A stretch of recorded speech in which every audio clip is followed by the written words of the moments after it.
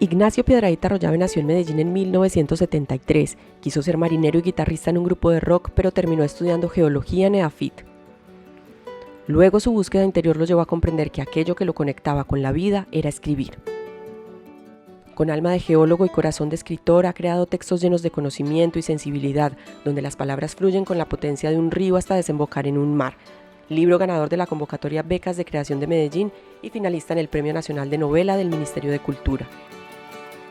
Su obra es un viaje al oído de la cordillera, un recorrido por el río Magdalena. Es también una invitación a caminar Medellín y detenerse en su geografía para apreciar el velo que cubre la piedra. Ha publicado en las revistas Oderadec El Cuento, Hueso Húmero de Perú, Arcadia y es además colaborador en el periódico Universo Centro. En este capítulo aparte, Adriana Cooper, periodista, columnista y docente, nos acerca a la narrativa del geólogo, el viajero, el escritor Ignacio Piedrahita Arroyave.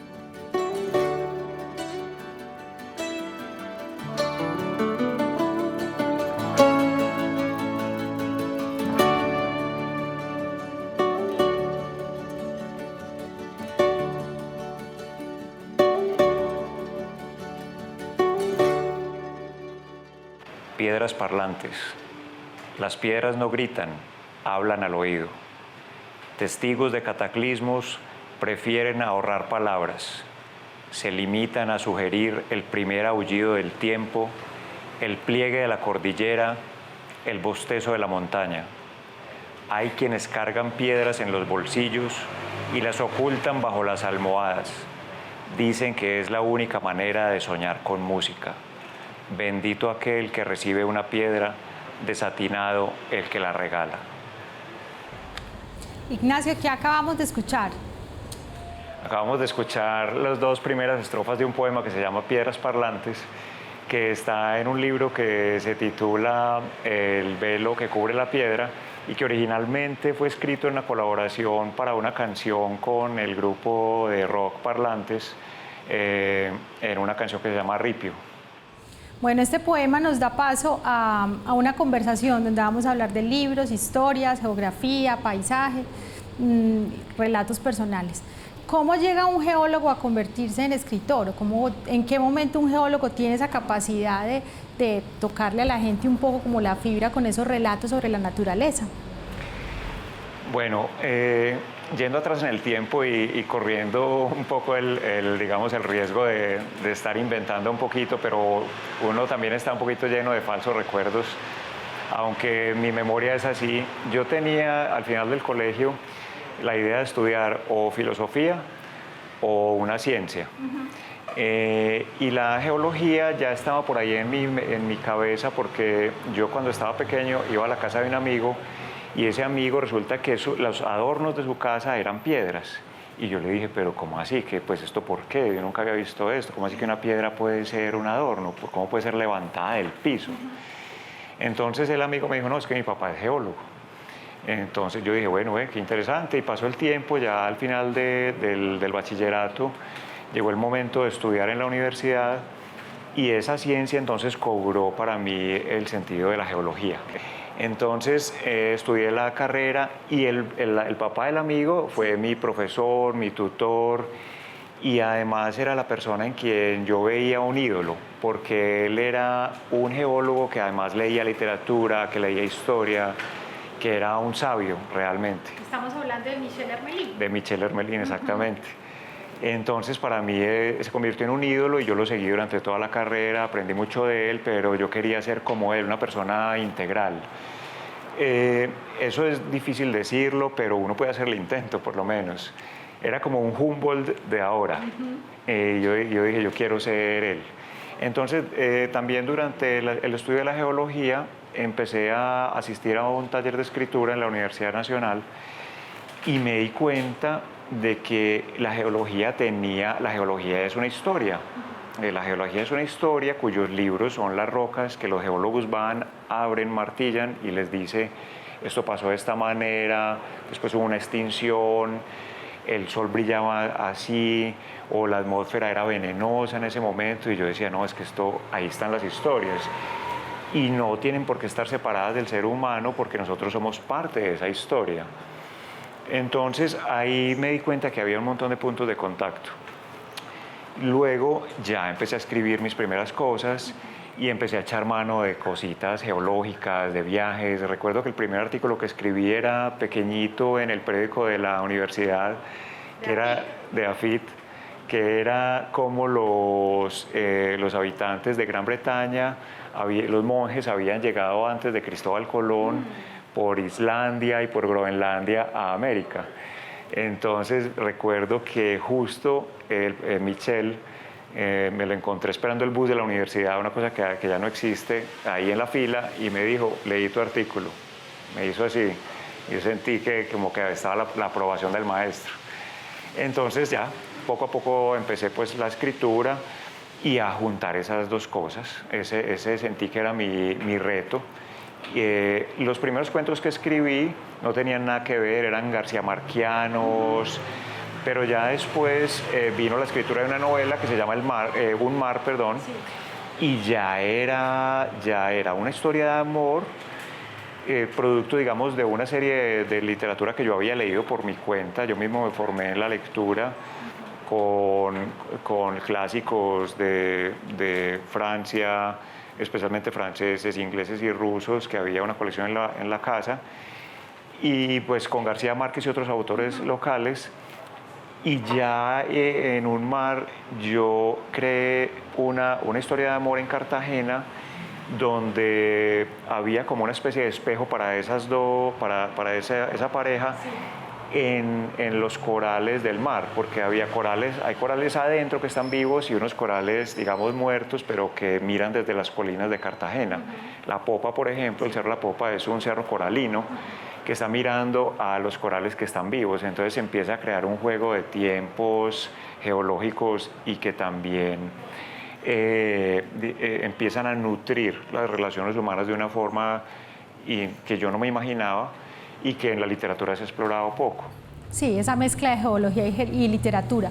Vamos a hacer un salto a un libro, Al oído de la cordillera, que yo creo que a partir de ahí la gente comienza a conocer más a Ignacio Piedrahíta y llama la atención esa mezcla de geología y de literatura, de naturaleza, mirar como con el ojo muy atento qué nos dice el paisaje.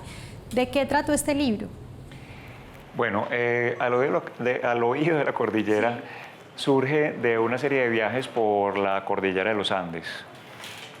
Esos viajes yo los hice durante casi 8 años, o sea, en un periodo de 8 años viajé, no pues los 8 años viajando, sino varios viajes. ¿Eran por gusto propio o eran como por trabajo o algo específico? Por gusto propio. Y era precisamente por ese momento en que me encontraba que yo decía, ¿qué voy a hacer? O me dedico a hacer un doctorado en geología y me voy a los Estados Unidos y me dedico a la academia 100%, o me dedico a la escritura y ejerzo la geología desde la escritura. Y naturalmente ese periodo de mi vida fue de viajar. Y el primer viaje que hice fue con un amigo hasta Bolivia, después ya viajé yo solo más allá, hasta Argentina, después más adelante con mi esposa a muchos otros lugares de Argentina. Y ya después de esos 8 años yo dije, este es el momento en que yo quiero plasmar eso. Y empecé a escribir Al oído de la cordillera. Yo pienso que es algo muy bonito porque cuando un viaje no se retrata inmediatamente después de haber viajado, uno recrea el viaje. Y esa recreación del viaje fue una escuela para mí en forjar mi propia voz.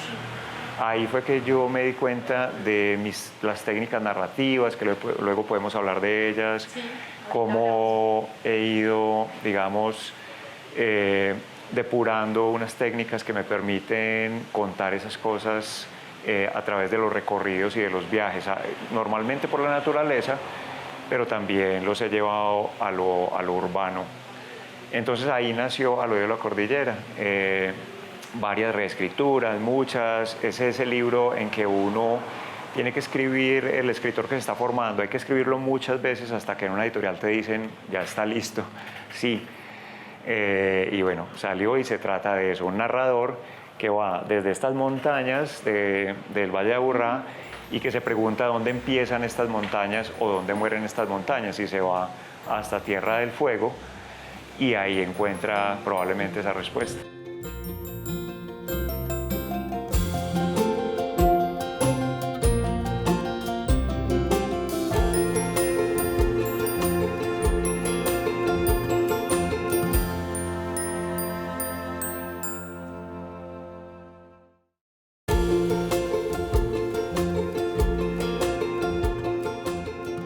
Ignacio, ahorita hablamos de la poesía. Incluso me dijo que cuando escribía sobre la geografía, el río, una montaña, había mucho de ese lenguaje poético que consiste en escoger muy bien las palabras y en lograr emocionar al que está leyendo o generarle un sentimiento. Entonces vamos a hablar un poco como del estilo. ¿Qué ha tenido en cuenta a la hora de escribir, por ejemplo, este relato de Al oído de la cordillera, que fue con el que arrancó, y ya luego seguimos con los demás? Sí, mira, muchas veces cuando se habla de literatura o de un libro que un escritor acaba de sacar, se habla del contenido del libro, que si es del amor, que si es de los problemas de actualidad, en fin, lo que sea. Pero pocas veces se habla de la forma en que está escrito, y eso es muy importante, porque sin eso no se podría llevar realmente lo que el escritor quiere contar para que le llegue al lector. Y yo pienso que todo escritor, quizá de una manera inconsciente al principio y luego ya de una manera más consciente, tiene que ir creando una especie de filosofía del estilo. ¿Cuáles son las técnicas narrativas que son más naturales a uno o al escritor y que además se acomodan a los temas que está tratando? Y aún más, que siguen una especie de tradición. Yo lo que he hecho con las lecturas, al principio leía de todo, pero luego empecé a hacer unas lecturas que yo considero mi propia tradición, es la tradición a la cual yo pertenezco. Entonces es como una tradición al contrario, que uno va creando hacia atrás. En el caso mío, yo pienso que yo pertenezco a la tradición de Henry David Thoreau en el siglo XIX, Estados Unidos, pasando por Jack Kerouac, también en Estados Unidos, en los años 40, y teniendo en este momento quizá a W.G. Sebald, el escritor alemán, como la manifestación o el exponente último, que murió hace poco, pues, pero mucho más reciente, de esa tradición. Entonces yo trato de que todo lo que yo leo y escribo se enmarque ahí, en esa tradición que yo mismo he ido creando hacia atrás y de la que yo me considero parte. Entonces, ¿qué hay ahí? Primero que todo, una narración a partir del recorrido como insumo, es decir, exponerme yo como autor y como persona a lugares, personas, la naturaleza, exactamente, para que esa exposición cree cambios en mí. Y luego crear un narrador que se superpone al recorrido, al autor. Al autor. Digamos que en esa forma de escribir es muy difícil que yo diga me llamo Juan Pérez. No, tengo que decir me llamo Ignacio Piedrahita, soy el narrador de Al oído de la cordillera. Fui a estos lugares, pero soy distinto del autor. Así uno mirándolo desde arriba los vea como uno solo, pero si uno los mira de lado se da cuenta de que no son el mismo. Esos son como unos detalles y pequeñas cosas, pero que van cobrando sentido en la medida que uno va escribiendo y que los lectores lo van leyendo a uno. Porque no es Ignacio Piedrahita el que en tal capítulo vio un volcán en erupción, es el narrador de ese libro, a pesar de que muy probablemente yo sí lo haya visto. Sí, se juntan y se separan, es como una relación ahí alterna. También en este libro, por ejemplo, Grávido Ríos cita a Walt Whitman, también podemos incluirlo en esta tradición suya, desde la poesía un poquito. Sí, yo me nutro mucho de Walt Whitman. Tengo, digamos, unos poetas de cabecera a los que siempre voy para que me muestren el recorrido de nuevo, o sea, me ayuden a recrear. Hay una cosa que decía Henry David Thoreau y es que la montaña se sube cuando uno llega a la casa. Uno va, sube la montaña, habla de otras cosas, dice, no, me voy a tomar una Coca-Cola cuando llegue, en fin. Sí. Pero cuando llega a la casa y van pasando los días, es que uno dice, es que mira, ese verde que yo vi allá se parece a este otro. Ese sonido, esto, ese sentimiento se parece, o por ejemplo, la subida se parece a una euforia que tuve hace cierto tiempo. Entonces uno empieza a recrear el lugar, lo va convirtiendo en metáfora. Ese convertirlo en metáfora, ahí tengo, digamos, unos poetas que siempre me están ayudando, como Walt Whitman, como Holderlin, por ejemplo. Colombianos. Colombianos estaría José Manuel Arango, estaría también Elkin Restrepo, León de Greiff fijo.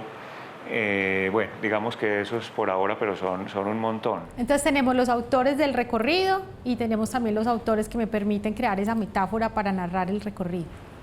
Exactamente. Eso también tendría que ver un poco, Ignacio. Muchos escritores a veces cuando ya han hecho estos viajes, incluso escriben, dejan guardados los relatos días, como para que esos relatos reposen y le permitan al narrador también tener una distancia. Entonces digamos que considera prudente ese tiempo como entre el viaje y la escritura para poder terminar como de completar esa narración. Sí, porque mira, en este tiempo en que el periodismo es tan importante, también hay libros de viaje periodísticos. Son unos libros diferentes, son unos libros donde es importante que sean verdad, no tanto que sean verosímiles. Como crónicas. Como crónicas, exactamente. Fui, vi esto, políticamente vi esto otro. Ahí no hay narrado, no hay diferencia entre narrador y autor, son el mismo, ponen su firma. El relato literario, ahí sí se crea el narrador, o sea, lo que le da lo literario a un relato de literatura es que hay una creación de un narrador. Entonces, esa diferenciación entre autor y narrador requiere tiempo, requiere un tiempo, no solamente después de haber escrito, sino antes de escribir, o sea, entre el viaje, la escritura y después de la escritura, las reescrituras. Eso es clave en este caso, porque el espacio, también como ocurre con el tiempo, en las novelas nos hablan los maestros del el tiempo psicológico. En las novelas el tiempo es psicológico, no es el tiempo cronológico real. Pero resulta que también hay un espacio psicológico y ese espacio psicológico es el que recrea el relato de viaje literario. Sí, esa sensación también que tiene el lector de ir varios días con un libro, aunque de pronto se lo lea en una semana o en días. Si tuviéramos que decirle a los espectadores, Ignacio, ¿en qué géneros se especializa usted o qué géneros siente que le salen mejor? ¿Qué les podríamos decir? Acabamos de leer un poema que nos gusta, también tenemos ensayos que hablan de geografía, de los ríos, de nuestras cordilleras. ¿Qué podríamos decirles? Bueno, yo creo que yo me enmarcaría en el libro de viaje, pero en el libro de viaje yo pienso que es como el género por antonomasia. O sea, el Quijote, por ejemplo, es un libro de viaje. El señor Quesada sale y le pasan unas cosas y vuelve y uno lo puede leer como quiera.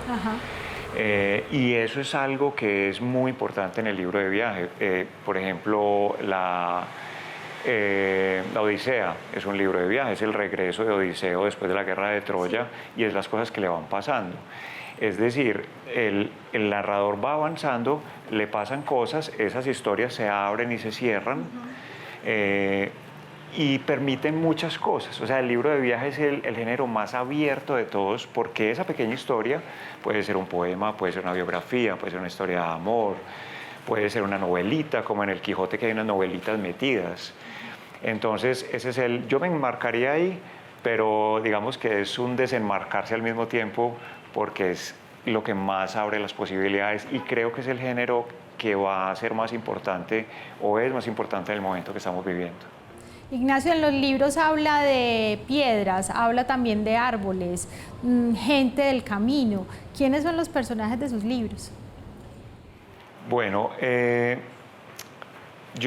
tal como lo dijiste, a veces es una piedra que nos lleva, una sola mirada de una piedra nos puede llevar a quién estudió esas piedras y contar la vida de esa persona.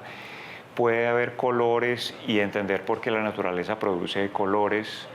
Y puede haber unas metáforas acerca de la vida en general. Porque en el mundo inorgánico, nosotros muy curiosamente hemos separado lo inorgánico del orgánico, pues por una tradición ya desde Aristóteles. Entonces decimos, no, es que esa piedra no muere, ni nace, ni muere. Como clasificaciones que hacen de casi que en blanco y negro de los objetos o de los seres. Sí, y además le quitan la oportunidad de tener un proceso en el tiempo de vida y de muerte. porque estas montañas que nosotros estamos viendo acá, por ejemplo, no siempre han estado así. O sea, el Valle de Aburrá estaba en un principio era cerrado del todo, y las fuerzas tectónicas lo abrieron, y ahí estamos nosotros en la mitad. Entonces, ¿qué nos puede decir esa historia del Valle de Aburrá de los últimos 6 o 7 millones de años a los que estamos caminando por acá? O sea, ¿cómo nos puede ampliar la perspectiva de lo que estamos viviendo y de nuestra propia idea de la vida y la muerte? Eso que ha sucedido en las montañas, ese desgarrarse, ese caer de las rocas en un periodo de tiempo tan lejano. Y sobre todo ver esas cosas que parece que están quietas, verlas como en una película que se mueve. Eso, digamos que es mejor que una droga incluso. Quería preguntarle, Ignacio, precisamente sobre eso. A la hora de escribir, ¿cómo lograr que un paisaje que se pueda ver lejano o que de pronto un paisaje desconocido, la gente en la ciudad va muy rápido y a veces incluso ni mira las cosas que tiene al frente? Entonces, ¿cómo lograr desde la escritura que una persona que vive en un apartamento en un piso 7º en Medellín y que de pronto está pendiente de su carro, del bus, del metro, logre de un momento a otro transportarse a una montaña y sentir que esa montaña le conversa? Yo pienso que la única manera es la creación de las historias, porque nosotros, pues como seres humanos, lo único que nos mueve son las historias. Y las montañas tienen sus propias historias, y las rocas tienen sus propias historias, y los árboles tienen sus propias historias de vida. Y hay algo que me parece clave ahí, y es el escritor como creador de un mito. Los indígenas, las comunidades no cuidaban los ríos porque decían, no, es que esto produce cierta cantidad de CO2 ni nada, sino porque un mito les decía, no, es que el agua no se puede tocar porque ese es el Dios que nos creó a todos. Es sagrado, sí. Es sagrado, exactamente. Entonces no es la explicación la que lo mueve a uno, sino la historia que hay detrás. Eso es lo que tenemos que hacer, digamos, los escritores en este momento, sobre todo quienes tratamos la literatura como tema, y es crear relatos para contarle a la gente qué es lo que está pasando con el planeta. Porque la explicación nunca no entra a la cabeza. La explicación racional de datos, cifras, no es la historia la que logra mover la persona. Exactamente. Entonces, si yo le digo a alguien, ves que la piedra del Peñol no es un meteorito, sino que es una serie de procesos en el tiempo.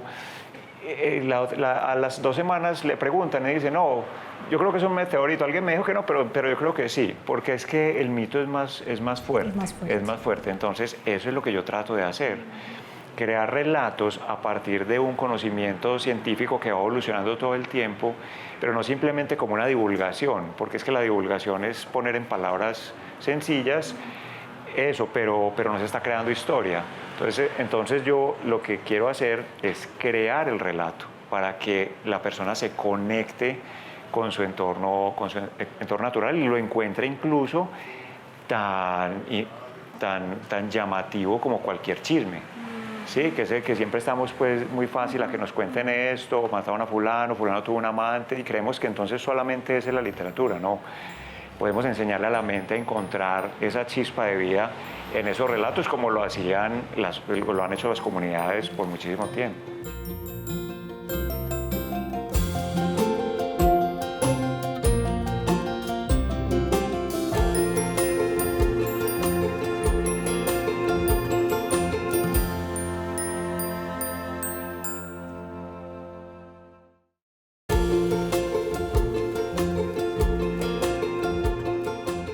Ignacio, vamos a hablar de Grávido Río, un libro que publicó la editorial EDAFIT y cuyo lanzamiento yo personalmente no voy a olvidar porque fue un lanzamiento en la fiesta del libro en el que había una fila de espera de casi 1h30 antes fuera del auditorio. Es un recorrido que usted nos va a contar ahorita y que personalmente me llamó la atención porque empieza donde empiezan los recorridos, saliendo de la casa. ¿De qué nos habla este libro, Ignacio? Bueno, Grávido Río es un recorrido por el río Magdalena. No está todo el río y ahí nos metemos un poco en la concepción del libro porque, digamos, yo siempre había querido escribir un libro sobre sobre un río y especialmente sobre el Magdalena, que es nuestro río más importante. Yo ya había escrito una novela sobre el mar, uno sobre la cordillera, y me faltaba esta entidad grande de la naturaleza que era el río, y pues digamos que yo quería hacerlo del Magdalena. Me daba un poquito de susto, muy curioso, es como porque consideraba que el río mío era el Cauca. Y entonces el Magdalena lo notaba ajeno, pero hubo un día en que dije, no, vamos a hacerlo. Empecé a hacer unos recorridos, tal cual como como en el oído de la cordillera. Y no es confesar un truco, porque yo quiero que la gente sepa que Ignacio Piedradita, el autor, no hizo exactamente lo que sale ahí. O sea, yo hice viajes durante 3 años a esos lugares, a veces 2 o hasta 3 veces al mismo lugar, para poder ir componiendo las cosas. Entonces yo quiero un lector que sea capaz de ver esas 2 cosas. Pero entonces el río Magdalena, yo no quería recorrer el río de principio a fin, pero no entendía por qué. Entonces empecé a pensar en mi casa acá en las montañas de Medellín, y con unas lecturas me di cuenta de que yo quería hacer era un círculo. Y ese círculo, ¿cómo lo podía mezclar con la línea del río? Porque es que para mí el agua es círculo. O sea, el agua es un ciclo.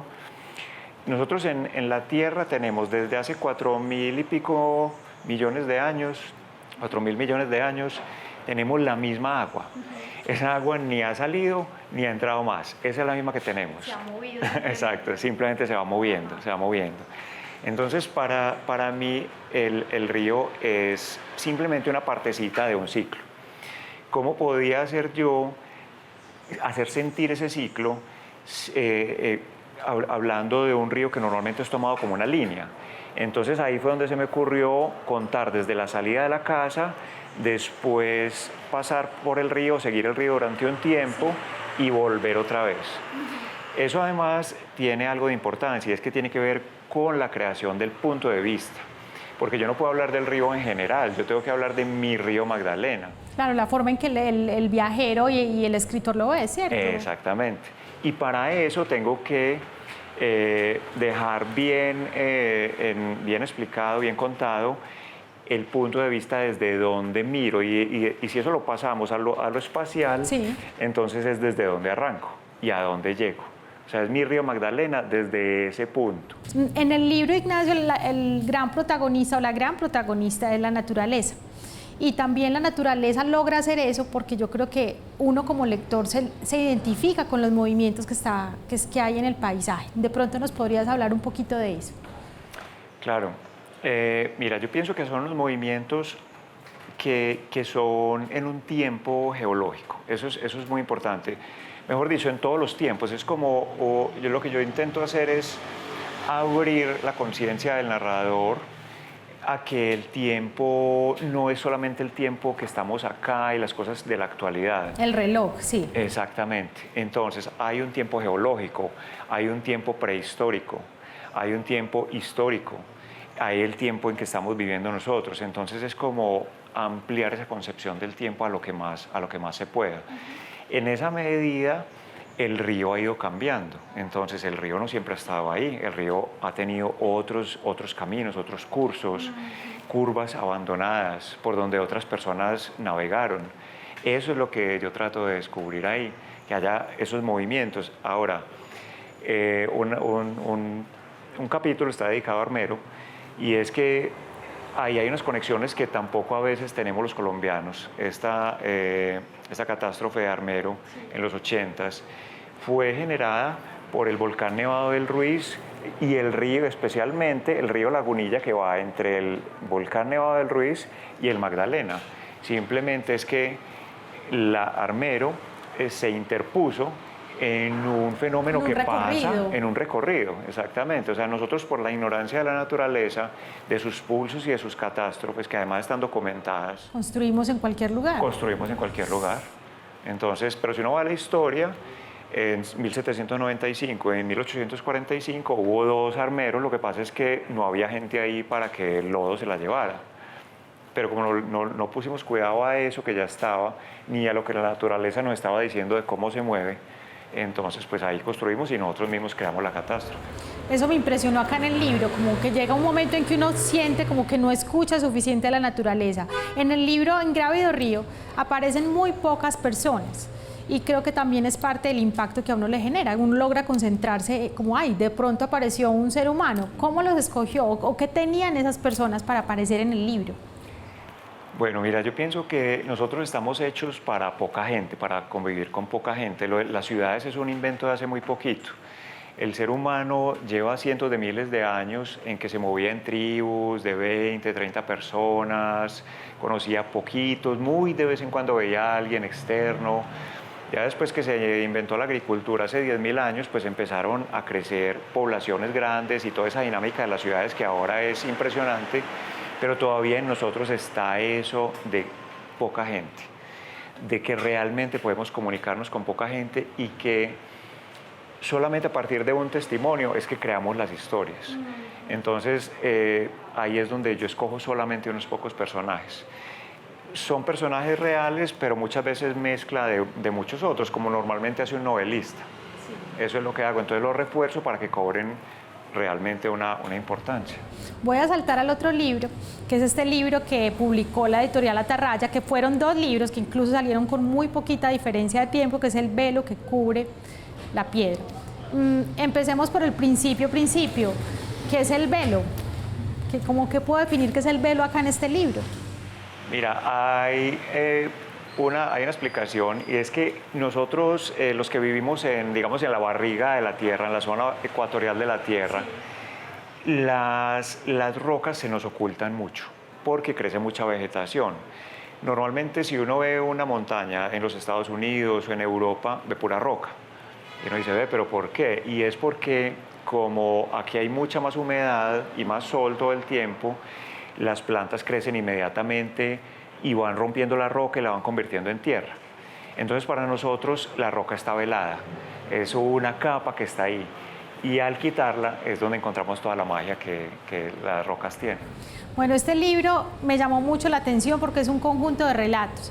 Y relatos que ocurren en lugares muy distintos. En la avenida Nutibara en Medellín, en el Amazonas, ocurren también en Nueva York. Entonces vamos a empezar un poquito por uno que ocurre en el Amazonas. Hay un grupo de personas que quieren entrar como en la ceremonia del yagé y hay una frase que yo la tengo como guardada y es como el que busca la belleza se decepciona, algo así. Entonces quería preguntarle a Ignacio cómo ha sido ese ejercicio de ver todos estos relatos y verlos sin juicio, porque yo creo que ahí lo que nos está contando es eso, en ese caso del yagé y en otros también que vamos a hablar en un momentico.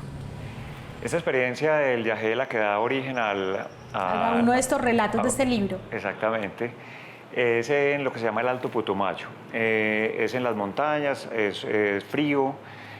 Digamos, el Putumayo tiene una parte que es más amazónica y una parte más arriba, que es relativamente cerca de Pasto. Los indígenas que ahí viven en esa región que se llama el Valle del Sibundoy es una región absolutamente espectacular. Son 4 pueblos con 2 etnias indígenas y que han guardado los secretos del yagé de los indios amazónicos, porque el yagé no se da en altura. Pues las plantas que se usan se dan en la parte baja. Entonces ellos traen el yagé, pero lo han hecho de una manera tan... las tradiciones las tienen tan bien cimentadas, que son los que mejor son los exponentes del yagé y probablemente en el mundo. Sí. Entonces yo tuve la oportunidad de ir allá a hacer una toma y a raíz de esa toma hacer un relato que combina la experiencia con otros escritores que fueron y lo hicieron en su momento, y también explicando qué es lo que hace el yagé, porque yo pienso que uno, digamos, tomarlo en este momento como simplemente algo mágico no tiene mucho sentido, o sea, tiene que estar muy convencido. Y ahí voy a lo que tú dices, y es que el que busca la pureza se decepciona, y es porque el taita tiene un Cristo y tiene una botella de aguardiente en la que mezcla otra cosa. Y unos elementos de decoración en la casa también, o sea, no tiene como una unidad ese lugar que usted describe. Exactamente, tiene plumas que no se dan ahí, sino que son del Amazonas. Entonces, el ser humano es eso, el ser humano es un compendio de una cantidad de cosas que cualquier acción, mito, relato que busquemos hoy se compone de una cantidad de azares, de historias, de recorridos. No hay nada puro realmente. Exacto, no hay nada puro. Y esa impureza es lo que nos hace, hay que disfrutarla también. ¿Para qué buscar la pureza? Sí, voy a pasar a otro relato que a mí me impactó personalmente y tiene que ver con un árbol que no huele bien y que está en la avenida Nutibara cerca de un restaurante muy conocido. Y a través de ese relato se nos va contando como la historia de una herida, o sea, una herida que se va abriendo, abriendo hasta que tiene un final. ¿Cómo fue eso, Ignacio? Ese es un árbol Sí, que es de la especie Terminalia iborensis.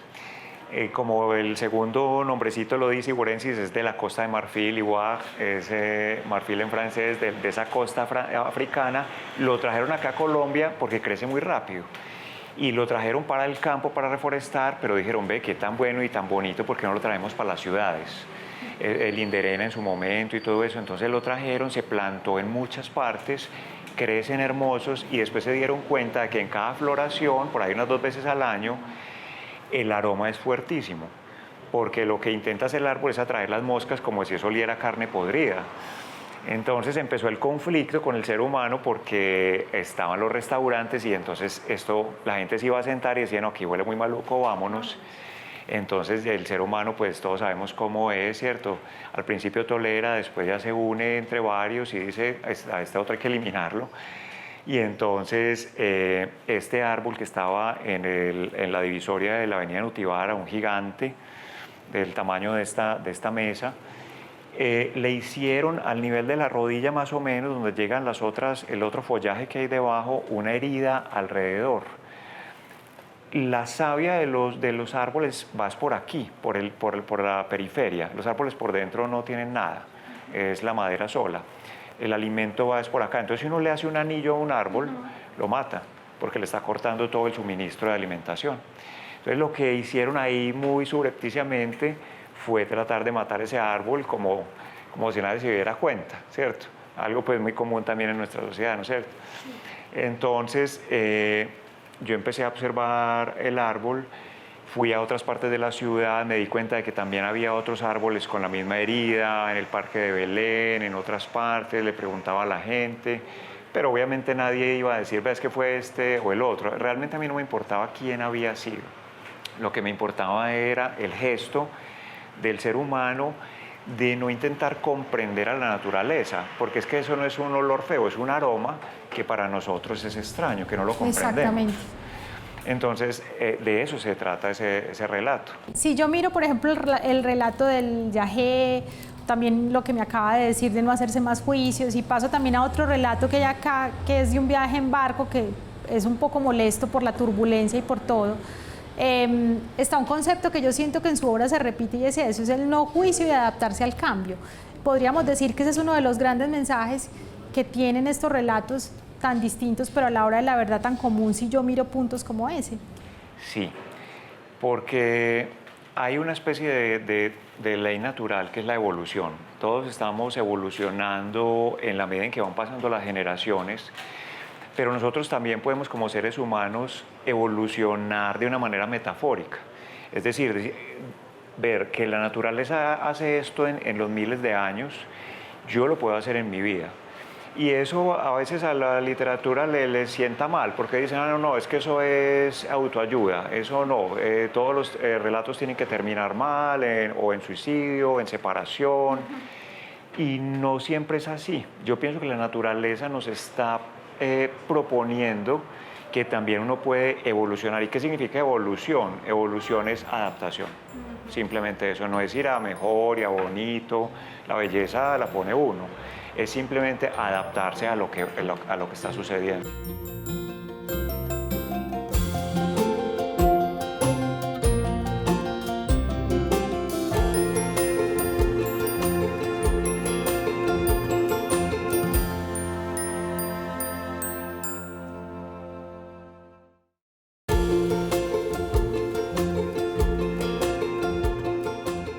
Ignacio, la verdad de los ríos fue el último texto que usted publicó y que escribió para la Comisión de la Verdad con el apoyo del Banco de la República y la revista Arcadia. ¿De qué trató este ensayo? Bueno, La Verdad de los Ríos es un librito muy, muy bonito, que es un ensayo. A mí me llamaron de la Comisión de la Verdad y me dijeron que por qué no escribía algo que tuviera que ver con el conflicto colombiano y con los ríos, y yo dije, no, pues que yo realmente hablo más de la naturaleza, y me tomé unos días para pensarlo, y ahí me acordé de un autor que es uno de mis maestros, que es W.G. Sebald, que ya lo mencioné ahora, es un escritor de Alemania, que él habla de los campos de concentración sin hablar de ellos. Y toda su filosofía, digamos, creativa y del estilo, dice que la mejor descripción del sufrimiento de la Primera Guerra Mundial lo hizo Virginia Woolf contando cómo sufría durante su muerte una mariposa en una ventana. Entonces, ahí entendí que no siempre abordar las cosas de actualidad y los conflictos y las cosas más difíciles tiene que ser de manera directa. Lo que Sebald propone es que sea de una manera tangencial, de una manera oblicua, porque si no, los hechos mismos paralizan la reflexión, no dejan, ellos hablan por sí mismos. Pero si se hace de una manera oblicua, se permite la reflexión. Entonces, yo dije, listo, vamos a hacerlo. En ningún momento digo los muertos que bajaban por este río, por el Magdalena, ni por el Cauca, no. Empecé a contar cómo esos dos ríos recorren a todo Colombia, cómo el Magdalena nos une como las venas de un pulmón, como un árbol completo, porque todas las ciudades del interior de Colombia, o sea, solamente descartando las que están en la Orinoquía y Amazonía, todas las aguas que pasan por esas ciudades van a dar a nuestra costa, absolutamente. O sea, si el agua que uno abre en Bogotá va al río Bogotá, va a Girardot, se mete por el Magdalena, y lo mismo las de acá, el agua de aquí va al Cauca y el Cauca desemboca en el Magdalena. O sea, es la unión del pueblo colombiano, la unión de Colombia son el Cauca y el Magdalena, y especialmente el Magdalena porque recoge también al Cauca. Y todo lo que nosotros enviamos en esas aguas va a dar a toda nuestra costa. Porque si las aguas del Magdalena se meten por el canal del dique, van a dar a Cartagena. Si siguen derecho, van a ir a dar a Barranquilla. Y si se mezclan con la Ciénaga Grande de Santa Marta, van a ir a Santa Marta. O sea, es un árbol que uno puede poner sobre un mapa de Colombia, cuyas raíces son todas las ciudades del interior y sus ramas son las ciudades de la costa. Esa es nuestra unión. Casi que yo pienso que el mapa de nosotros, o el símbolo, debería ser un árbol superpuesto con el Magdalena. Entonces ese fue el tema de este último ensayo que trabajó. Vamos a volvernos un poquito como al ejercicio de la escritura y al empezar. Ya ha corrido mucha agua desde que Ignacio empezó a escribir. ¿Cómo escribe en este momento? ¿Hay algún momento del día? ¿Hay alguna técnica o alguna acción previa para poder empezar a escribir? Bueno, en mi caso, en este momento, porque todo eso va cambiando con el tiempo, pero en este momento donde sí hay algún agua que ya ha corrido y uno se vuelve un poquito más diurno y empieza a madrugar en vez de trasnochar, entonces yo me levanto, hago un poquito de ejercicio como para despertarme, trato de dar gracias como al universo, o sea que expandir mi conciencia un rato.